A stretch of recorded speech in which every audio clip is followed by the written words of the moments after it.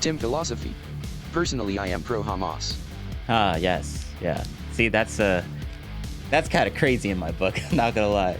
The only way you could be pro-Hamas is if you're ill-informed of what they're actually doing. Israel has been doing a 24/7 October 7th since it got founded, and they have nothing to complain about. The thing that you said at the end that really punched me in the gut a little bit, in the brain, they have nothing to complain about. You know October 7th happened. So that's at least one thing, right? Like, they've been there for 75 years, and you guys have been fighting for this long, and you guys still haven't gained anything. If anything, you guys are losing stuff right now. Like, you're not in a better position than you were in 1948. You're in a much worse position.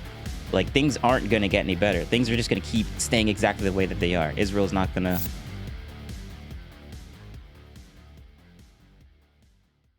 Tim philosophy. Okay, can you give me your most controversial opinion /? Depending on what side you're on, my takes on Israel-Palestine are pretty controversial. I'm kind of for the whole... Well, okay, let me actually phrase this properly. The whole October 7th thing, terrible, disgusting. If we got basically 9/11, I mean, like we did, we would go to the other side and destroy them. That's what Israel's doing, and I have no problem with that. Most people out of my space would think that Israel and Palestine is like it's a genocide and stuff like that. I don't actually think that. I think what they're doing is reasonable, and they're trying really hard not to like make it look like that what they're doing is terrible, but there's lots of counter opinions about that. But then people that actually, the people that I listen to that actually pay attention to this, they're like, well, yeah, it makes sense why Israel's doing all this type of stuff. So like, it's controversial in maybe the ignorant public, but with the people that actually pay attention to this type of stuff, it's not that controversial. Let's just say that. Tim philosophy. Personally, I am pro-Hamas. Ah, yes. Yeah. See, that's that's kind of crazy in my book. I'm not gonna lie. Like, pro-Hamas in my eyes is like being pro the people that crashed those planes into the Twin Towers. That's what that sounds like to me. And like, that's 1-to-1 on par, same exact thing. Typically I would ask like why, but I just know so much about Hamas, and I'm like there's the only way you could be pro-Hamas is if you're ill-informed of what they're actually doing. Like, that's the only way. So like, maybe give me your take on what you think they're actually doing. Tim philosophy. Israel has been bombing the Palestinians for years. Their country has been made into a prison, and they take away their water and energy. They have the right to defend themselves. The death toll just from after October 7th is 45,646 Palestinians killed vs 1,139, and this will be even more extreme of a difference if we add the deaths from 1948 till now. Israel has been doing a 24/7 October 7th since it got founded, and they have nothing to complain about. That end part. I don't like to be mean, but all right, we'll just start with that. The thing that you said at the end that really punched me in the gut a little bit, in the brain. They have nothing to complain about. You say October 7th happened. So that's at least one thing, right? For them to complain about, that has to be at least one thing, right? That's one point. One little point that I'll throw in there. And then for the thing since 1948, they've been October 7th thing. Every time, so when you go through the history, every time when there was some sort of the reason why basically all these different wars started in the first place is because of like little October 7ths that would happen from the other side.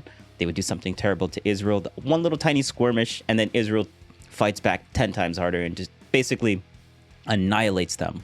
Because like the whole motto for Israel since 48 was that you were supposed to destroy, like if they hit you, you hit them 10 times harder so they don't want to hit you again.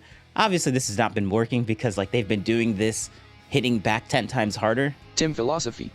Yes, they have been doing way worse shit than October 7th since 1948 till now. They literally use Gaza as a testing ground for military equipment to sell to the West. They cannot complain about just having to endure one day that Palestine has every day. But the problem is, it's not that. It's there's so many more October 7ths that happened. Every single time when there was a giant war, right? There was an instigation, and within that little instigation was always a little thing that kind of did a lot of damage and radicalized a lot of Israelites, I guess you call them. And they flip their crap out and they overreact like they're doing right now. I guess you could say that they're overreacting now, but it's I would say it's justified because of what they did with like we overreacted when 9/11 happened. Like they took out two of our biggest buildings, and then we made a whole war over there completely for like the next 15 years. I understand why we went to it, so I'm not like against why America did that. And like it makes sense. Like you attack the strongest country in the world, and you're gonna get annihilated. Disproportionality with war, that doesn't phase me at all. Like you attack us, we're gonna like you're gonna get wrecked. Like that's just it. I guess it's unfair and it's kind of sucks, but like you don't do this type of stuff. If you do it, this is the consequence of like your actions. Tim philosophy. Basically. How is it justified? If I kill your entire family and then you get mad and give me a slap in the face, is it justified if I then throw you off a roof? You could use that as a justification, but other people would not think that's reasonable. Just because a lot of people don't think what Israel is doing right now isn't reasonable, doesn't make what Israel is doing like wrong. Tim philosophy. Why don't you have this mindset of, if you mess with us, we'll wreck you, for the Palestinians? Why can't they wreck Israelis for their actions then? Why does this only go one eye? Well, they can, I mean, yeah, like, so... Tim philosophy. Isn't October 7th just the consequences to Israel's actions? No, I wouldn't say that. I think October 7th happened because the people, the Palestinian people elected in like 2006 or 2003, I forget, Hamas, and then they became like a dictated rule, and then they didn't want to leave power. And, well, I guess all the Palestinian people back when when Hamas, like, I guess, took over, all the protests against Hamas, like Hamas would just annihilate them and then they're gone. And there's no protests if they're like not alive anymore. So every single person that supports the protests didn't protest are now alive and support Hamas for like the most part. But the one-way mindset, the one-way thing, I don't think it's one way. For me, the Palestinians are in like a losing battle. I don't like if they can attack, but like then Israel's going to do exactly what they just did since October 7th. So like, yeah, you guys can keep fighting, but then eventually you're going to run out of bodies. So like obviously one side is going to win. You guys, like, they've been attacking over and over again. It's not been working. They've been losing every single war that they've started. You gotta like, at some point you gotta like kind of like give up. Like that's like they could attack, but they don't have the power. Tim philosophy. Why do you think October 7th happened? They are attacking Israel because of what Israel did to them. They're not doing it for fun. The edges are taking their land, deporting their families, and executing their family. Yeah, and I understand why the Palestinians are very radicalized from like getting just basically annihilated from Israel all the time. Like they'll do a little thing and then Israel will disproportionately attack them. It sucks, but like... Tim philosophy. The option they have is get more of their babies and women killed or risk it and go for the small chance they win. No, the option for people of Palestine is to literally just leave the place. Like just leave. If you don't want your family to die, just go to another place. Like Israel is obviously there to stay. Like they've been there for 75 years. And you guys have been fighting for this long, and you guys still haven't gained anything.